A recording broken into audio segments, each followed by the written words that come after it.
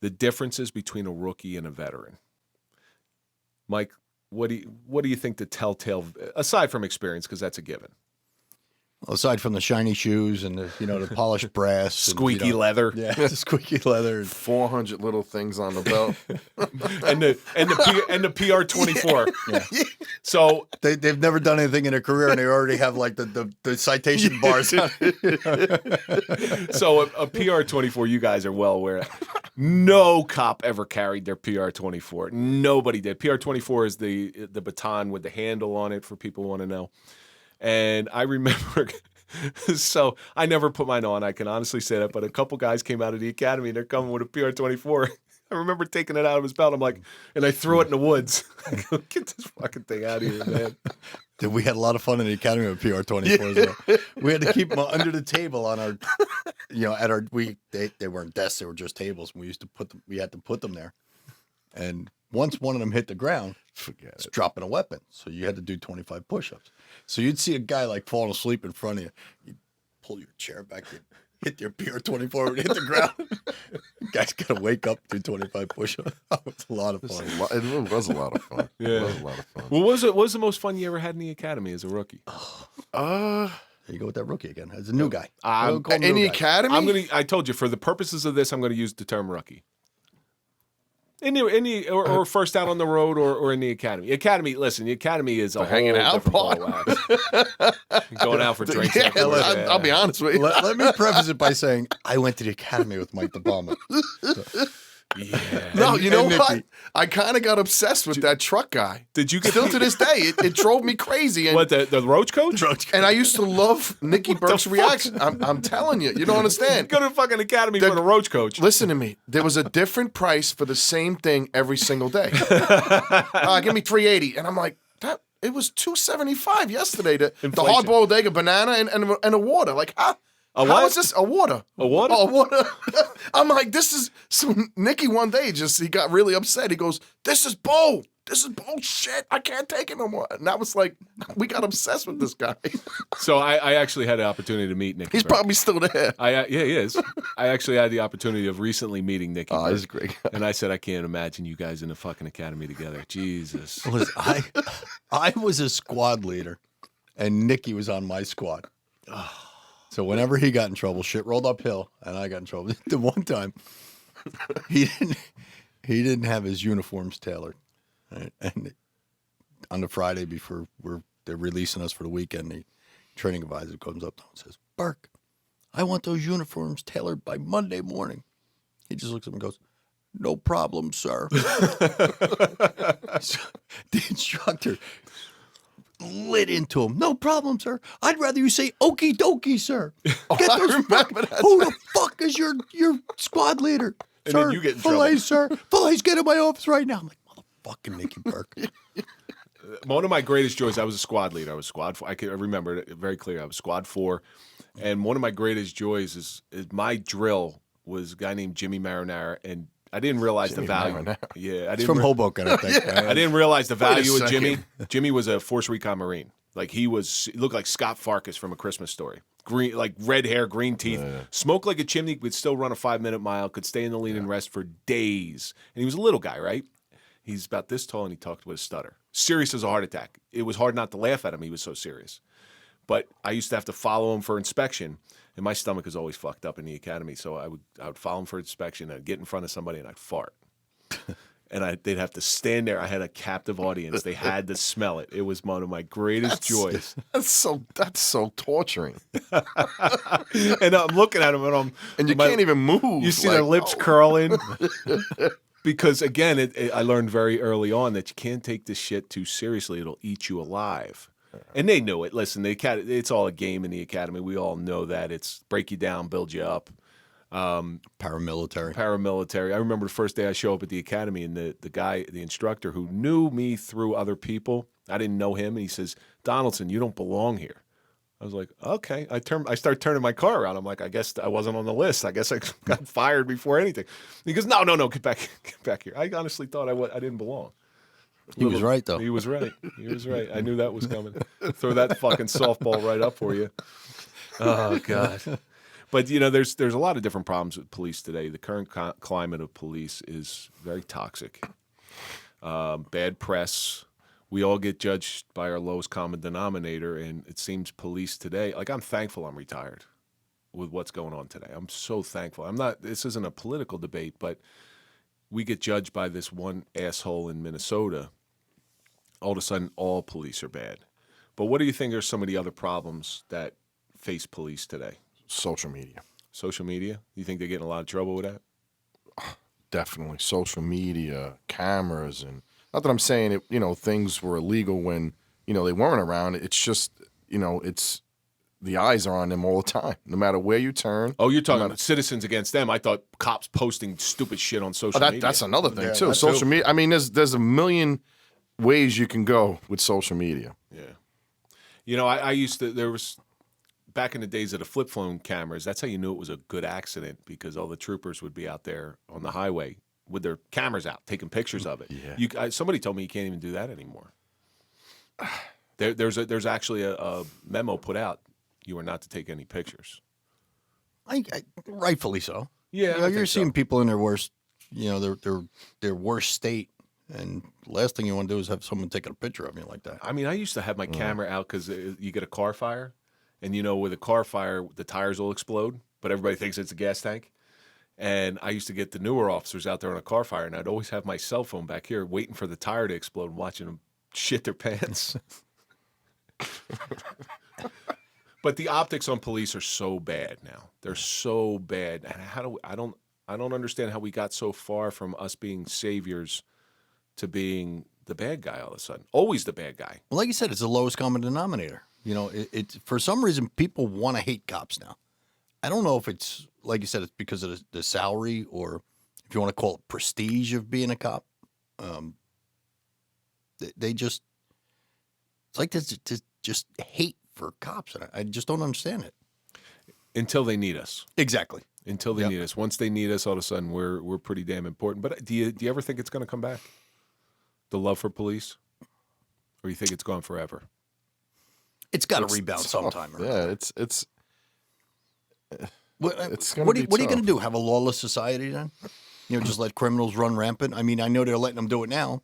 When's someone going to finally step up and say, we can't have this anymore? Well, I did see something recently, and it's encouraging to me. So I got some friend. I got a lot of friends that are still on, and he alerted me to this, and then I read it. So the new attorney general, the old attorney general, did not like police, and he put this pursuit policy in place where you don't chase for anything, nothing. And when I came up, it was you ran from the police. It was a second-degree crime, which was something you could chase for. So it doesn't matter what you pulled them over for; they committed a second-degree crime. So he puts this pursuit policy out where you don't pursue for anything. You see a lot of police departments getting solely SUVs and never any Crown Vics like we had. But this new guy that came in, he changed the pursuit policy, so it's changing a little bit. It's a step. It's something. It's something. But what else do you think needs to change in order to get that back? I mean, God, they got the body cams on. They can't even shut them off when they go take a leak. There's not much being shown or said when police officers do real good. Yeah, that's what it is. It's exactly.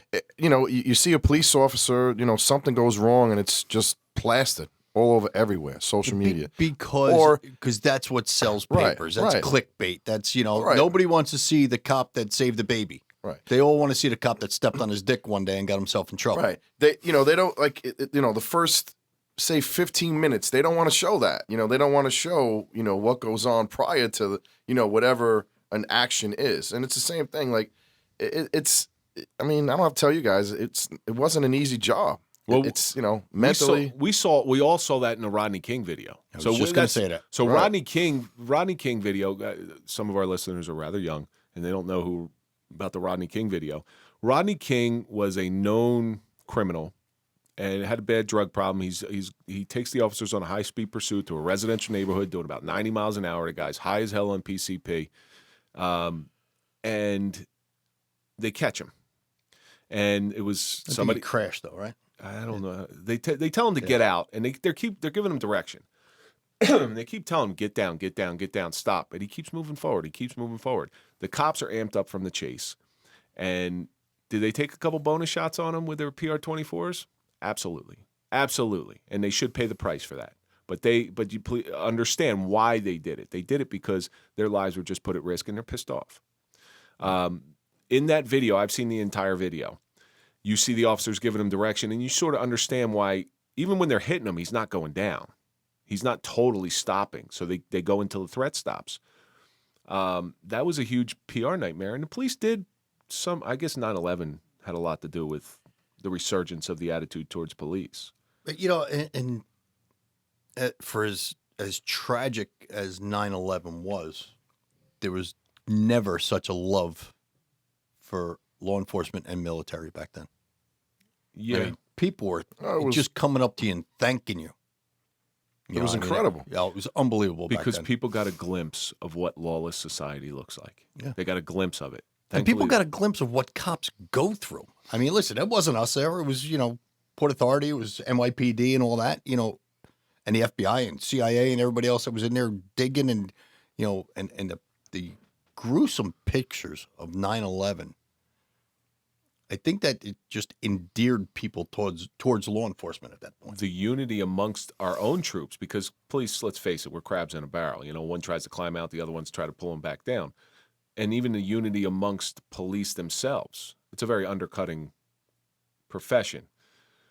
We all were brothers at that and sisters at that point, and we've gotten far away from that. I think, again, once somebody... I said this for years, that the attitude towards police is going to change due to an unfortunate accident, and I hope I'm wrong. I hope an unfortunate accident doesn't happen, but I think that's the only thing that's going to take it back to getting that problem resolved with the way police are viewed.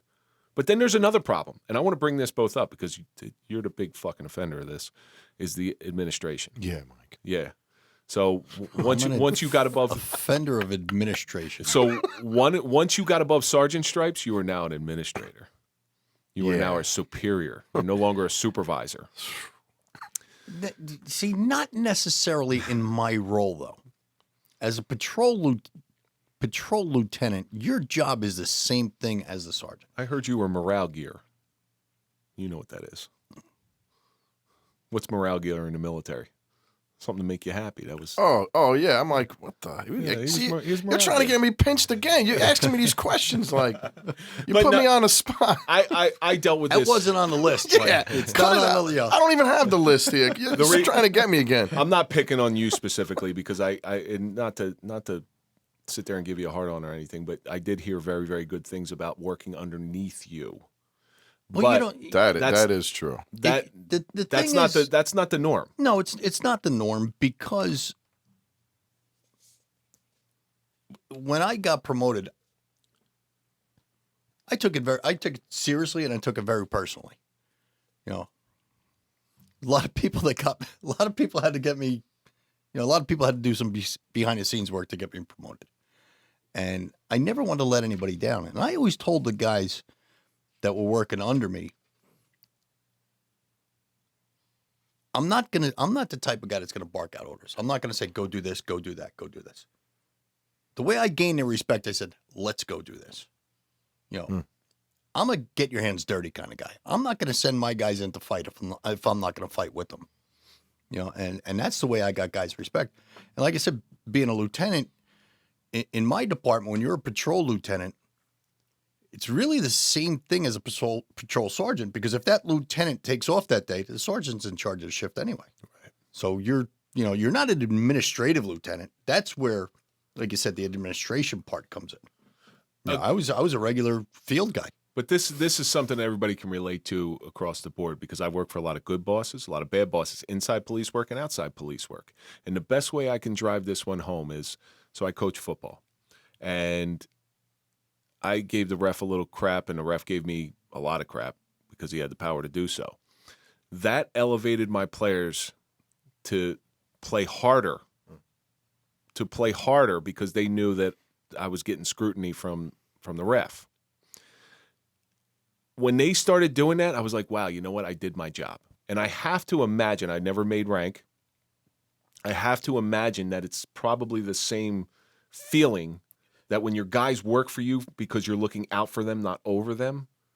That's what the job's about. Was that true? Oh yeah, definitely, without a doubt. I mean, you got to lead. Not it's a good point. I can actually give a lot of credit to the way we came up in policing what we call old timers. Yeah, dinosaurs, old right? timers, And you know what? I think that carried on into my career. I could pretty much remember tons of things they used to say to me. It's instilled in me. You know what I mean? And I guess it's the way you come on. You know, you live and learn from the good and the bad supervisors that you had coming up through the ranks. You know, I probably learned more from the bad ones. Yeah, exactly. Like you got a guy. Like I said, he's a go do this guy. Go do this. Go do that. Go do this. I mean, we had one. We working a midnight shift, and it had to be about 5 o'clock in the morning. Lyndhurst isn't big, but my post was all the way on the other side of town. Sergeant at the time calls me over the radio and says, come back up into town, and I want you to, someone called in and said that sequence of light, the red light is out. The sequence is out. So could you come up here and check the sequence of the light? All right, no problem. I go up there. As soon as I pull up, that sergeant was sitting right there. As I pulled up, he pulled away. Too fucking lazy to even sit there and check a sequence of a light. Yeah. I mean, Jesus Christ. I mean, what you said, you gotta show. You gotta. Same thing with the military. You can't just sit back and say, all right, you guys go into this building and you got to do it. You got to go and do it. Yeah, you got to. You got to not. People respect you, and if you don't do it, they're not going to respect you. It's don't do as I say and not as I do. Right. Type of do as I do, not as I. That's you live by example on those things. Because I worked for some really really bad bosses, and I think a lot of that comes from they didn't really work up through the ranks the proper way. They didn't do all those jobs. So when they got that power, they became very jealous. If you showed talent for an area that they didn't have or they wanted something, I know the bosses that we had a guy who was in and then Roseland didn't have a whole lot of shootings, but we had a guy who was in a shooting in another department, and the boss hated him for it because he had never been in a shooting. I'm not kidding you. I believe it's disgusting. Well, I mean, it's really a cutthroat business. There's a lot of jealousy that goes on in law enforcement. It's not what you get. It's what they're not getting. So they hold that against you. The funny thing about all of this stuff that we're talking about is we didn't mention the hard part of the job or the suffering of the job as being the criminals. Yeah. They were doing their job. We were doing ours. And that's so it's and that's where respect came. Yeah. As well. I know it sounds strange, but that was the factor in an arrest or whether you're going to get a whooping or not, from a criminal. You know what I mean? You know what I'm saying? Not by us. I'm just saying they respect you for that. You know what I mean? I used to get in trouble. There's cops that they'll throw down because they don't respect. They're gonna go after them. I used to get in trouble back when I was married. That's a different problem with police. They used to say, I used to get told I treat criminals on the street better than I treat people in my own house. And I said, there is some kind of theory behind that because you almost have to befriend that criminal. You know what I'm saying? In order, now you got to go through see him every day. You got to go through the whole processing. You got to either send the guy to jail or something. If you got a guy that's combative and you try to fingerprint him, it's never going to happen. So you had to talk to the guy, treat him like he's a gentleman or treat the female, the right way. And so you had to treat him nice. I mean, I'd be joking with them. Yeah. How many times did I say every which way possible? Hey, bro, you hungry? I'll send the kid up to Burger King for you. And not in Hoboken. They got what, grilled cheese and mud? But they got the diners. Actually, I just knocked one down too. Next time we go to Hoboken, remember where is that place? Oh, it's right by Biggie's. Yeah, it's right Biggie's or Wendy's, wherever it is. It's a Hoboken. It's a Hoboken direction. All right, a Hoboken direction is they're going to tell you a place that has been gone for 20 years. Yeah, it's right next door. We just expect you to understand. That's it. Hold on, let me. Hey, Kevin, just go down a block, just pass that up, and that's it. You see the gate there? Page 20 of the DePalma dictionary. But the police. One of the things that the public doesn't realize is we're human beings. and we see a lot of problems, a lot of people at their worst. There's a lot of damaging calls, and it weighs on us. What do you think, Mike DePalma, we'll start with you here. What do you think some of the most damaging calls to your emotional psyche that you ever seen? Anything with a child. Pediatric. Yeah. How many did you have in your career? Probably about three or four. Now, here's a big question. When you had those calls, did you have children? At the time, no. See, that was mine. I had pediatric and I didn't have children, thankfully. Yeah, at the time, and I mean, there's so many of them. Yeah. You know, I mean, you're talking, you run the range from domestics where somebody just got the snot beat out of them, or pediatric, or end of life where there's zero dignity. You know, that people don't realize that everybody thinks you die on the toilet. You know, Yeah. it's amazing. There's something. It's when I drive through Hoboken now, you know, I try to remember playing wiffle ball or, you know, stick ball or this and that. Like, I'll go through Hoboken now, like, oh man, look at that building. That woman jumped off it. It's like everywhere I go. Oh, that guy shot himself in that place. Oh, this guy. I'm like, what the Yeah. You know, and it's you know, if you think about it, it's not great. No, you take it home. You know, with that's how I remember. Oh man, this guy just jumped off that building. Oh, I went to take the pit. This girl just blew her head off. I'm like, holy shit. What happened to the wiffle ball? What happened to the, you know, kick the can and like it's gone. Yeah. Now it turns into, remember that place we used to play wiffle ball in the street? You know, and Yeah. that's where the girl killed herself. Yeah. You know? I'm Now- like, wow. You relate it to crimes and just like nasty scenes that you've been to, and It's the visual. It's the visual. Mike, what do you think? What do you think the most emotionally damaging calls to go on are? Well, like I especially said- for you personally. pediatrics are big. You never want that. Thank God in my career I never had a pediatric death. But some of the hardest things for me were like doing CPR in front of family members.